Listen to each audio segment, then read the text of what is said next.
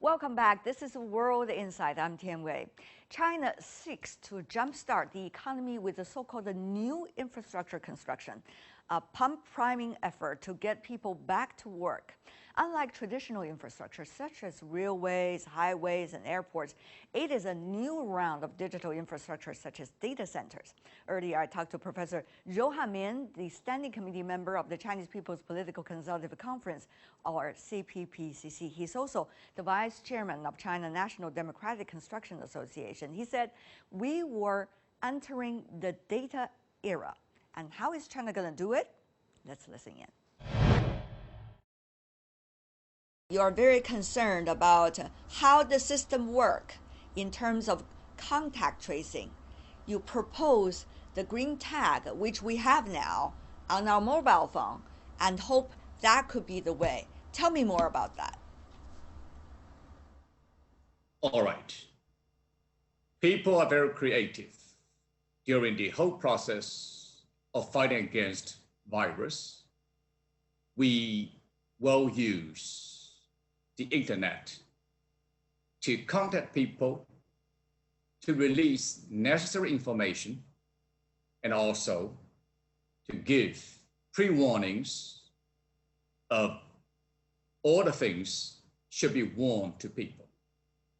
However, such kind of very important infrastructure based upon data is also a big concern of people, because people think about the protection of privacy of citizens. I think this is truly need to be raised. That's why during the previous two sessions, I personally proposed we need to speed up the amplification of the legal system for protection of data online.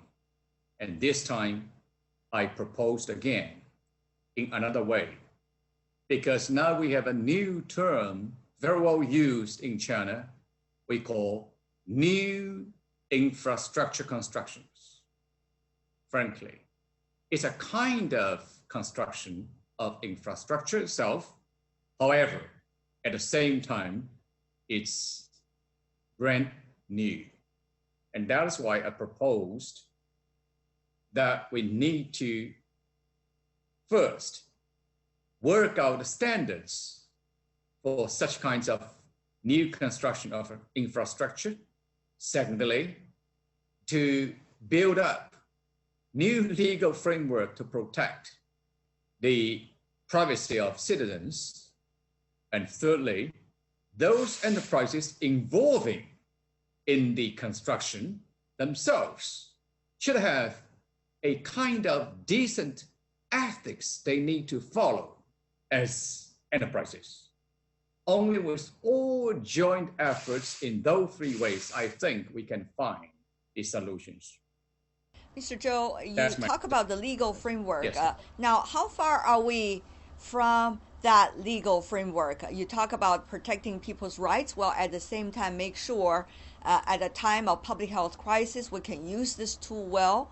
So how far are we from that legal system? So far as legal system is concerned, we started from almost nothing when the opening door policy adopted in 1978.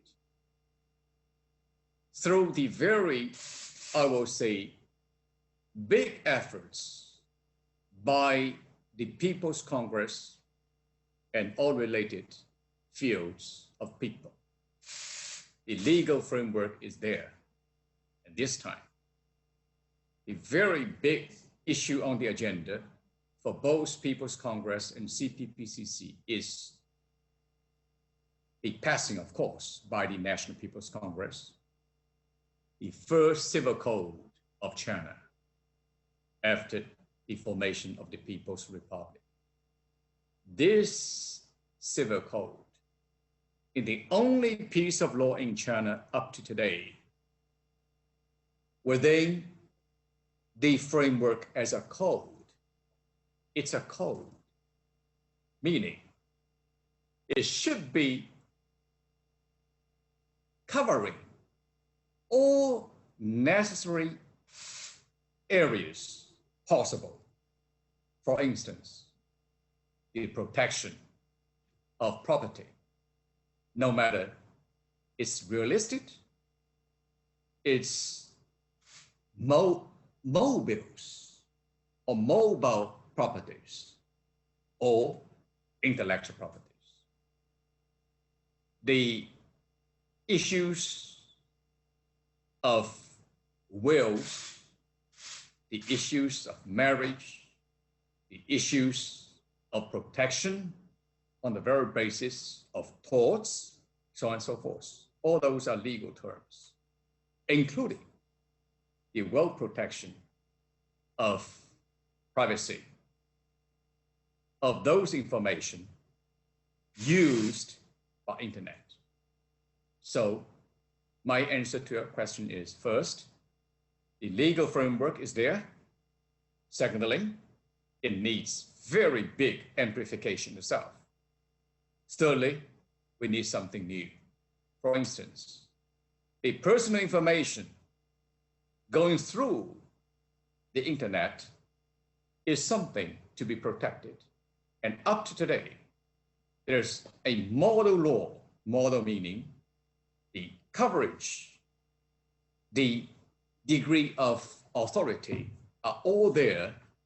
Is a law for the protection of private information passed by EU.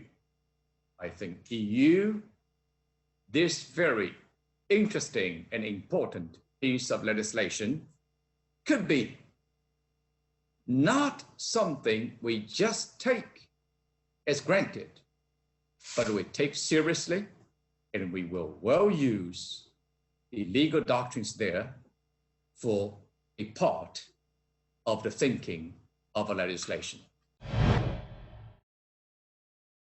As a result of the pandemic and also trade wars, we've seen the economy's future uncertain, even though we are very confident about the potential. Mr. Zhou, about that area, do you have some insights to share with us? The pandemic is the most serious issue for human beings. Some people call it another kind of world war without visible enemies. I do agree. The pandemic will go on for a certain period of time. Days, weeks, months, or years. Frankly, no one knows.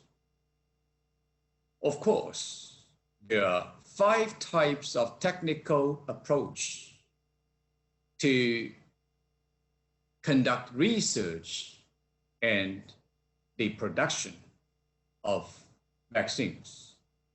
Still, only with the human use could we understand and realize which one is truly valuable and useful.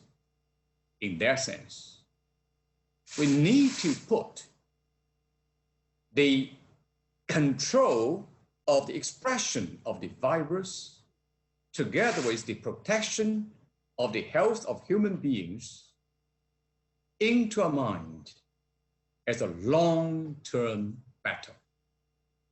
It's a long-term battle. Then we need to very well try our best to reopen the society, not as status quo, but as a protected society. That's why in such a battlefield, we have 2 battles. The first period is we'll use all resources necessary to fight against the expression of the virus. And the second, we'll use all the means to reopen the market, to rejuvenate the economy. Only in that way, I will say, people can feel it's still a hope, and hope is still ahead of us.